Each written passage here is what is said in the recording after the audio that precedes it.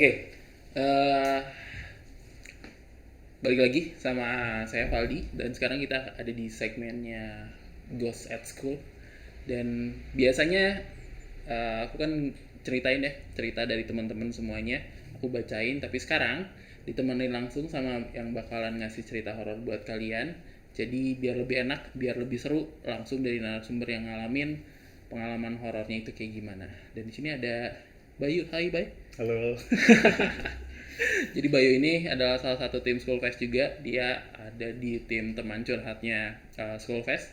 Dan bukan cuman sekedar curhat, katanya Bayu juga ini bisa ini ya, bisa merasakan aura-aura atau ya memang mereka-mereka yang berbeda dunia sama kita gitu. Gitu, Bay.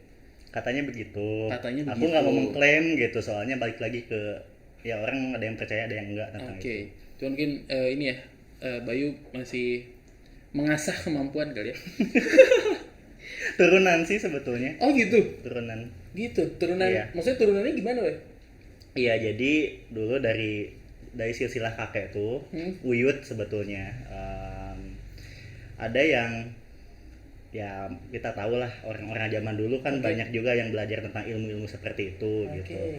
Dan memang ada sebetulnya bukan secara langsung yang nenek langsung ya, jadi bukan buyut langsung tapi kakaknya gitu, yaitu sakti gitu, yang istilahnya zaman Belanda dulu tuh dukun, istilahnya dukun untuk segala macam keperluan, dukun rias, kemudian pelet gitu, dan beberapa lainnya yang aku aja nggak bisa nyebutin. Jadi gini, Apa Bay, gitu. aku tuh pengen kaya, Bay, bisa nggak kira-kira, Bay? Tapi itu masih ada ya kayak gitu-gitu di daerahmu. Sebetulnya kalau untuk kepercayaan seperti itu masih ada ya gitu. Cuman emang kalau yang sampai ilmu hitam yang parah-parah kayak gitu, alhamdulillah nggak ngedenger ada yang nyantet atau apa sih. Nggak ada ya gitu alhamdulillahnya. Cuman untuk ya ritual-ritual, mungkin ya kayak kepercayaan-kepercayaan sama hal-hal seperti itu di kampung gitu masih ada sih, lingkungan sekitar. Oke, tapi next lah. Baik, kita next mungkin bahas yang lebih detail lagi sama tentang pengalaman itu. Tapi karena kita ada di Ghost at School, Baik, ada cerita menarik apa yang memang hubungannya sama sekolah? Boleh langsung diceritain aja. Oke, sebetulnya banyak juga ya beberapa cerita juga tentang pengalaman aku di sekolah tuh. Jadi aku tuh sebetulnya udah punya kemampuan ini dari kecil. Cuman mungkin waktu kecil belum terlalu sadar ya sama hal itu gitu. Baru benar-benar sadar tuh waktu pas SMP, karena ngelihat Mbak Kun Kun. Kalian mungkin nggak mau dengar sebutan namanya ya gitu. Aku pernah lihat Mbak Kun Kun depan rumah aku gitu. Dan setelah itu semacam aku ngerasanya kayak triggernya itu dari situ. Setelah itu aku baru mulai sadar gitu kalau oh emang mereka tuh ada gitu. Aku semakin jelas gitu lihatnya. Nah kalau di sekolah sendiri, baik SMP maupun SMA aku termasuk yang cukup asri gitu loh. Cukup rindang, banyak pohon-pohonnya gitu. Dan aku tuh punya kebiasaan nggak mau telat, si anak rajin gitu. Kalau sekarang mungkin disebut si paling rajin gitu ya. Maksudnya kayak semacam udah prinsip aja gitu, mending kecepatan daripada telat gitu. Kadang-kadang saking cepetnya, waktu SMP pernah penjaga sekolah belum bangun, belum mau ke gerbang, aku duluan yang datang gitu. Terus SMA juga kayak gitu. Nah di SMP tuh aku pernah lihat sosok dia berbaju Belanda gitu. Yang kayak bentuknya kayak gaun, ada renda-rendanya gitu. Terus itu jalan di lantai atas gitu. Kebetulan kan emang sekolahnya tingkat 2 gitu. Aku pernah lihat yang kayak gitu. Terus satu pengalaman yang menurut aku cukup apa ya, ngeganggu kali ya gitu. Sebetulnya justru bukan sosok yang nyeremin gitu. Walaupun aku pernah juga lihat sosok yang nyeremin, tapi ketika wujudnya itu kayak teman aku gitu. Jadi waktu itu hari Jumat aku ingat gitu, lagi pelajaran olahraga gitu. Sebenarnya aku agak malas juga sama pelajaran olahraga tuh gitu. Waktu pas sebelum olahraga tuh kan kita ada semacam apa ya, kayak dikumpulin dulu di lapangan gitu loh. Kasih kultum lah atau sebagainya gitu. Aku tuh ngelihat semua teman-temanku gitu, karena kita dibarisin gitu, satu baris gitu. Aku nggak ngelihat teman aku nih satu cewek gitu, apa dia belum datang atau dia belum masuk atau gimana gitu. Tapi pas pas olahraga itu aku ngelihat dia gitu, kayak pakai baju olahraga lengkap gitu, terus dia nyalain keran gitu kan, cuci muka gitu, terus oh ternyata dia masuk gitu kan. Ya udah, kan aku anggap dianya masuk, aku nanya nih ke teman setelah olahraga selesai gitu, kamu lihat situ nggak gitu. Hah, apaan dia nggak masuk gitu? Masuk kan tadi gitu kata aku. Enggak masuk gitu. Tadi aku lihat banget di tempat wudhu itu ada, kata aku tuh gitu. Enggak, serius nggak ada, coba aja cek gitu. Pas aku cek ke itu, ke kelas, bener-bener emang nggak ada. Satu-satu emang nggak ada. Maksudnya kenapa aku bilang itu ngeganggu, karena ya kadang kita nggak bisa bedain gitu kan, ini tuh teman kita atau bukan gitu. Itu yang agak ganggunya tuh. Nah, dia interaksi langsung gitu. Itu terus pernah juga ada kejadian ya kesurupan ada di sekolah gitu. Tapi tadi balik dulu tuh ya, sempat ngelihat itu kan ya, sempat ngelihat yang Belanda itu di sekolah itu juga. Di ya SMP itu. Ada yang menarik sebenarnya. Di sekolah tuh suka diidentikin sama, entah karena mungkin kita di Indonesia kan dulu dijajah sama Belanda kali ya. Iya. Terus sekolah ini tuh dulunya itu rumah sakit Belanda gitu. Atau dulunya jabatan itu apanya Belanda lah gitu. Dan akhirnya seringkali suka muncul tuh. Kadang kalau dulu aku di kampus kali ya. Di kampus tuh ada, mungkin ada yang tahu juga nih, kalau yang berasa sekampus sama aku dulu tuh di fakultas itu tuh ada juga si Noni itu tuh. Ya. Di kalau malam-malam itu suka adalah dia muncul, bener tuh pakai dress ya, setelan Inoni Belanda lah kalau suka di film-film. Gitu juga nggak tuh, gimana ceritanya bisa ketemu sama sosok itu kamu waktu SMP itu? Ya kalau sejauh yang aku tahu emang, walaupun kalau soal rumah sakit sih enggak ya gitu, itu mungkin cuman rumornya aja gitu, iseng-iseng dari mulut ke mulut aja gitu. Ya, enggak semua sekolah itu artinya rumah sakit ya dulunya gitu. Tapi kalau emang bahas tentang kolonialisme, tentang orang-orang asing, emang ada sejarahnya sendiri gitu. Kebetulan ya dulu, lebih tepatnya mungkin kalau dari kewarganegaraannya, kebangsaannya bukan Belanda sih, kalau yang di otakku tuh Inggris. Sebetulnya gitu. Inggris.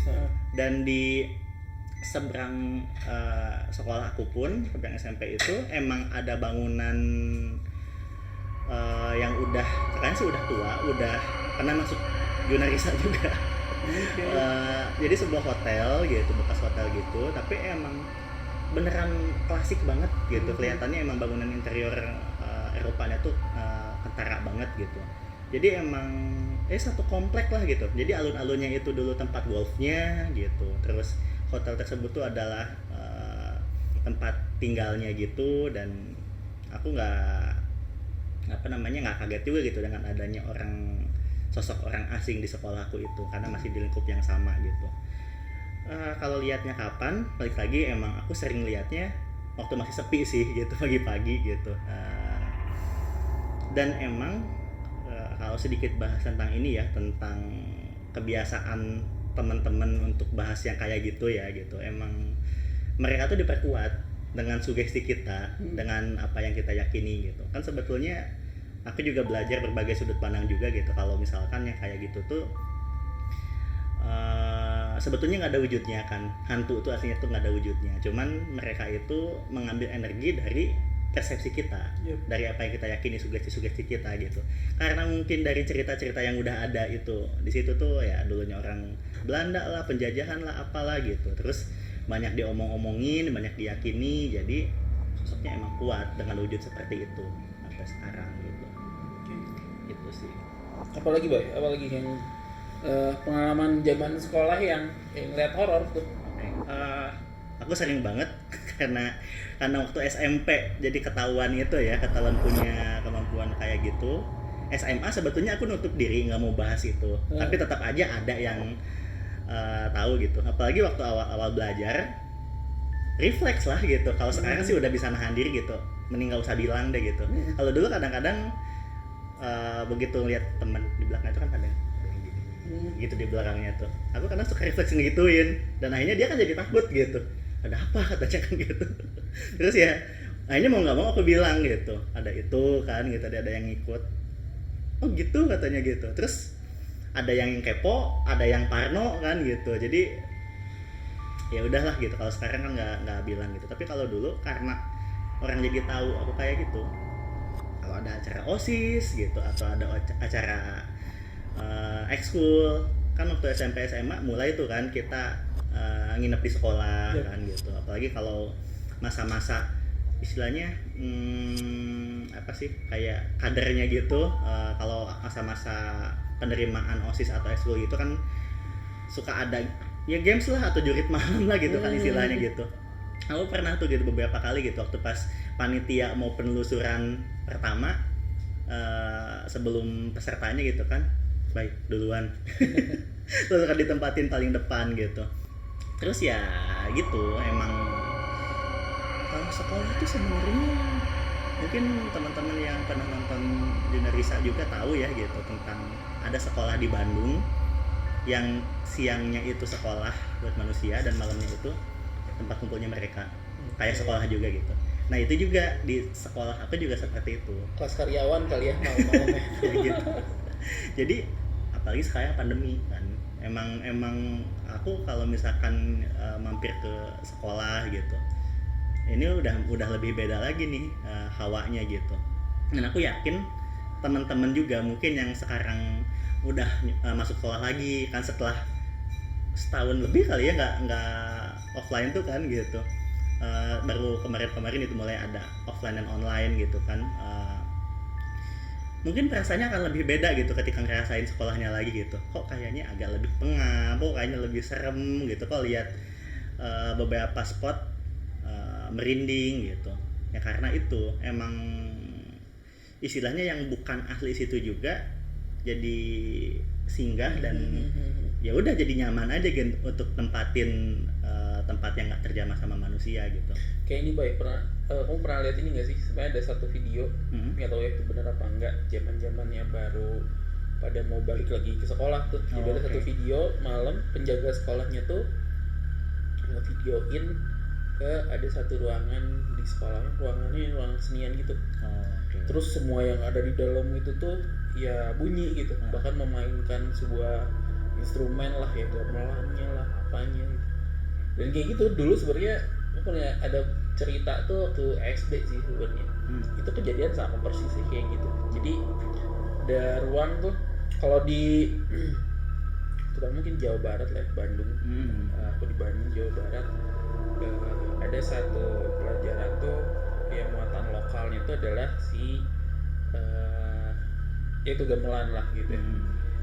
Ada yang gamelan, ada angklung. Kalau jadi di ruangan itu tuh ya semua alat-alat musik itu memang ada lah di sana. Nah itu tuh posisinya dulu kalau ingat tuh benar-benar di pojok sekolah lah gitu.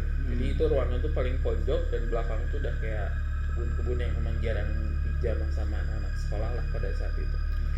Dan itu juga sering kali memang ya itu bunyi sendiri sih. Yang tadinya kayak cuman ting gitu kan ya, atau kayak misal suara angklung bunyi sendiri lah, atau kendang atau apapun lah alat musik yang ada di situ, dari yang mulai cuman bunyinya kayak 2 kali gitu ya, tanpa ada orang di dalamnya, sampai itu keingetan nonton video itu, wah ini sama banget sih sama yang dulu pernah dirasain juga gitu. Dan kayaknya kalau udah ada satu tempat nggak ditempatin dalam waktu yang lama, ya bener sih itu bakalan diisi sama makhluk-makhluk tak kasat mata gitu kan. Betul. Tapi baik, kan mungkin kamu punya banyak pengalaman juga lah kayak gitu. Sosok terseram mungkin yang pernah kamu lihat atau pernah kamu temuin lah gitu. Ini secara umum atau di sekolah?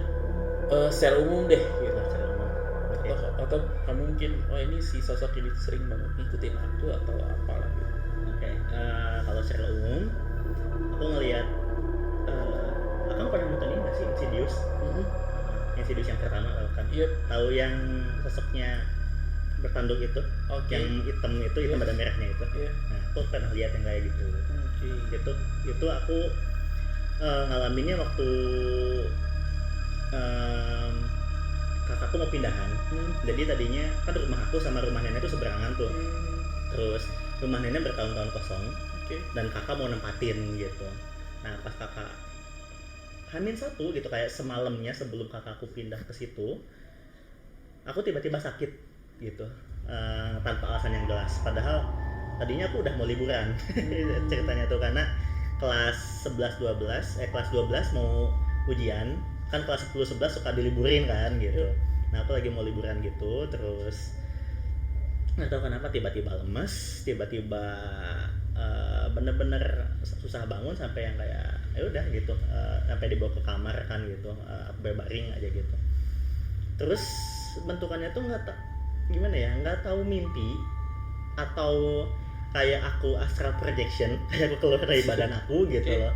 Tapi aku tuh ngelihat sosoknya kayak gitu, matanya merah, bertanduk gitu. Dia diam di depan pintu kamar. Dia nggak ngomong secara langsung, suaranya tuh dengar kayak gini. Tapi aku ngerti dia ngomong gitu, kayak telepati gitu loh. Dan dia bilang gitu, saya yang ada di rumah itu, katanya. Saya nggak suka kalau tempat itu ada yang nempatin gitu. Dia bilang gitu. Untungnya nggak minta sesajen atau apa gitu kan, nggak minta sesuatu yang berat-berat, tapi lebih ke kayak mau ngasih tahu kalau aku tuh ada loh di situ gitu. Itu yang pertama mungkin kalau secara umumnya yang aku lihat. Terus pernah ada yang kayak diem duduk kayak orang nggak ngapa-ngapain gitu. Aku perhatiin ya dia diem aja gitu, nggak tahu kenapa gitu. Tapi pas udah kelewat sama aku, tiba-tiba kepalanya jatuh. Oke. Itu menarik. Itu kalau di sekolah ini ya kan ada sebenarnya yang bentuknya bule-bule gitu kelihatannya lebih enak dilihat gitu, lebih rapi gitu kan istilahnya gitu. Yang nggak enak tuh justru yang lokal-lokal yang bentuknya disebut kayak dedemit lah apa gitu, yang suka ada di pohon gitu, terus tiba-tiba merangkak kayak tokek gitu. Tapi sebetulnya rambutnya panjang gitu, jarinya pada panjang-panjang gitu, yang kayak gitu. Sama kalau aku ini ya, selain soal lihat hantu, pernah ada fasenya. Kalau sekarang alhamdulillah nggak ngerasain lagi gitu, belum pernah ngerasain lagi. Ada fasenya aku peka sama firasat kematian gitu. Oke. Gitu. Jadi ada kayak hawa nggak enak aja gitu, ketika menjelang ada kabar duka, sampai kabar dukanya kedengeran, udah diumumin siapa yang meninggal gitu, baru aku nggak ngerasa diikutin lagi sama hawa itu. Gitu. Sekarang lagi ngerasain itu? Enggak sih. Oke. Alhamdulillah. Oke.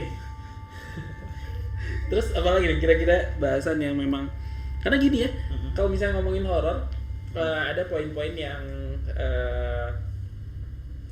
seringkali memang nggak masuk di akal. Ya kayak gini deh, ngomongin tentang KKN Desa Penari gitu ya. Mereka tuh muncul dari ketidaksopanan kan sebenarnya gitu. Intinya itulah. Hikmah yang kita bisa ambil dari film itu adalah itu gitu. Dan seringkali memang konteks-konteks horor itu juga terjadi karena hal itu. Sompral lah gitu ya kalau istilah-istilahnya kita tuh, ya dia nggak jaga omongan. Pernah ada yang kejadian kayak gitu juga nggak, Be? Kalau kejadian itu ada sih, ada waktu pas LDKS di SMA tuh OSIS gitu. Sebenarnya bukan angkatan aku langsung yang ngalamin, tapi waktu aku jadi peserta. Jadi sistemnya waktu zaman SMA aku tuh kelas 10-nya semua jadi peserta kan gitu. Dan sistemnya kalau dulu LDKS tuh harus ada perwakilan dari ekskul dan kelas, harus ada gitu, entah itu jumlahnya 1 atau 2 orang gitu, perwakilan kelas dan ekskul itu. Jadi kan pesertanya banyak ya gitu. Terus kelas 11-nya itu adalah panitianya gitu. Dan kelas 12-nya panitia tahun lalu gitu. Jadi kelas 10-nya itu istilahnya diuji mental sama kelas 11 sama panitia gitu kan. Ya seperti budaya-budaya di sekolah kita. Ya mungkin teman-teman juga tahu lah ngalamin gitu. Suka ada diomel-omelin kayak gitu kan. Oke, itunya sih nggak terlalu kenapa-napa gitu. Cuman emang banyak yang kayak nggak kuat fisiknya, jadi banyak yang ke UKS gitu. Ternyata yang parahnya itu adalah kelas 11. Justru ketika kelas 11 itu di UM lagi sama panitia tahun lalu. Ada tuh aku ingat kakak kelas aku gitu. Dia tuh kan gini, diam. Terus lagi diomel-omelin nih sama kakak kelasnya gitu.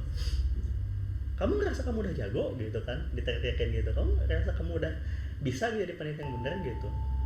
Terus tiba-tiba langsung deg gitu kan, langsung tadinya nunduk langsung gini dia tuh, terus langsung mengumpat gitu adanya tuh. Nah udah gitu, udah dia mengumpat gitu, pindah ke sebelahnya. Dia jatuh terus langsung pindah ke sebelahnya gitu. Nah yang sebelahnya ini yang lebih ekstrimnya gitu loh.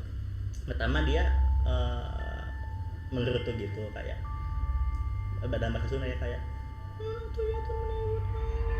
gitu, kayak dia mengeluhkan kenapa di sekolah itu ribut atau malam-malam itu gitu kan.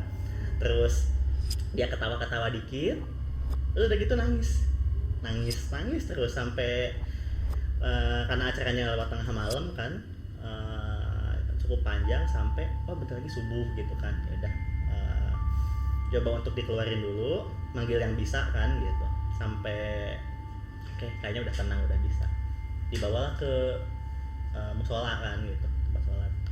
Nah yang seremnya itu emang kalau dulu kan belum zaman video makmum itu ya gitu, kita masih ngelihatnya kayak aneh gitu di tempat yang udah aman gitu kan, istilahnya musola tuh gitu. Tapi ternyata ada gitu loh, masih bisa ada sosok yang kayak gitu. Nah karena yang kesurupan itu ketika subuh, kita sholat subuh gitu ya, ada sholat gitu, dia di belakang, karena cewek kan gitu, jadi belakang ketawa-ketawa gitu. Bahkan dia kayak bisa mengikuti beberapa bacaan sholatnya gitu. Iya. Dia bilang kayak gitu loh. Oke. Gitu. Karena sebenarnya yang paling nyeremin itu adalah ketika mereka bisa melakukan apa yang kita percaya sebagai pengusir mereka, tapi mereka bisa melakukan itu serem banget sih sebenarnya. Baik. Ya kalau kita ngomongin tentang Studio School Fest, Bay. Studio School Fest kira-kira ada apa, Bay? Yang punya rumah aman. Coba lihat di sekitar, kira-kira ada apa, Bay? Ada yang menarik kan? Ada yang menarik kan? Di pojokan bendanya. Ada opik ya? enggak, suka ada yang umpat lari-lari gitu kayak anak-anak gitu, tapi main aja sih, kayak singgah aja gitu, emang nggak ngeganggu gitu sebetulnya, tapi ada gitu di sini. Jadi pindah kantor aja. Sip, oke, thank you, Bay ya. Oke. Bye, terima kasih. Sip.